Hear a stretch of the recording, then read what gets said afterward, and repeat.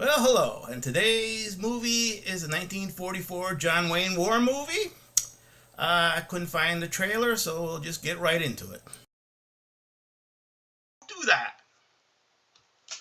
Wedge Donovan heads a construction company hired by the Navy in World War II. He gets angry when he hears that his men aren't allowed guns to defend themselves. The Navy commander's hands are tied as civilians are not allowed to be armed, although the Japanese target them. He does have a plan to form construction battalions. They would consist of trained construction workers who are part of the Navy and properly trained. Donovan has a temper and doesn't think that they need any training. So he just angrily storms out, gets assigned to another island, and during the Japanese attack, he has his men go into a bunker to wait it out. Only a Zero comes along and kills 3 of his men. This gets his temper up, and he decides to arm the men and go out and fight the Japanese. Only they blow a planned ambush, and his men are killed and wounded. This convinces him of the wisdom of trained battalions. So he agrees to it and gets promoted to a lieutenant commander and goes out and recruits the men needed. After some training, they get assigned to another island, this time to build a fuel depot. Yet sniper attacks that kill one of his friends, gets his temper up, and he orders all his men to go out and hunt them down. This is against direct orders, and it proves quite fatal as the Japanese attack the base in force. So he has to rush back with his men to defend it. They put up a pretty good fight, but are still outnumbered and about to get overrun.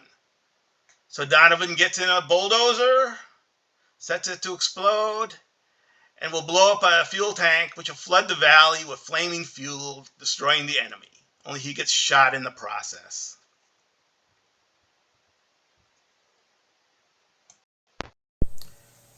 Okay, a 1944 John Wayne movie that dealt with the fictionalized telling of the formation of the Seabees. It was at the time Republic's most expensive film.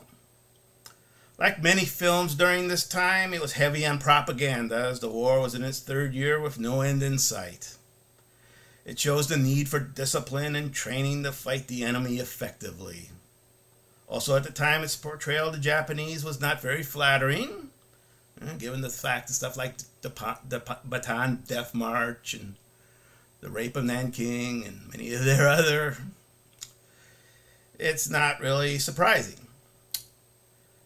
The film is probably responsible for giving the new CB construction which stood for construction battalions, their claim to fame. The CBs have been an integral part of the American military since World War II. They fought in every major battle, both Pacific and European theaters. They were in Korea, Vietnam, the Persian Gulf, and recently Afghanistan and Iraq. One of them even won a Medal of Honor in Vietnam. This is one of my favorites of the John Wayne war movies, really. It's one of the really fun, action-packed ones. Has a lot of, epic battles. I know I liked it as a kid, and I still like it now. And I also appreciate it for, its story. Obviously this is one that portrays Wayne as a bit of a hothead.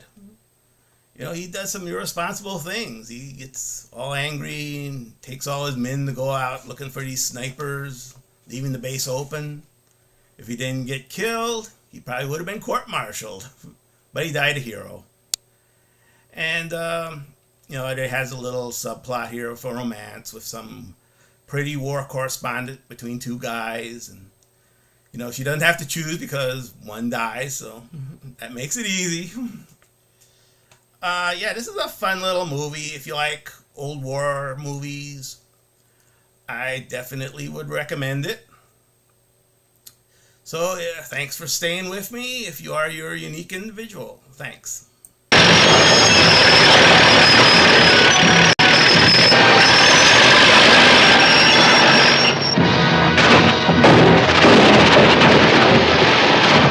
That'll teach him to monkey with construction, man.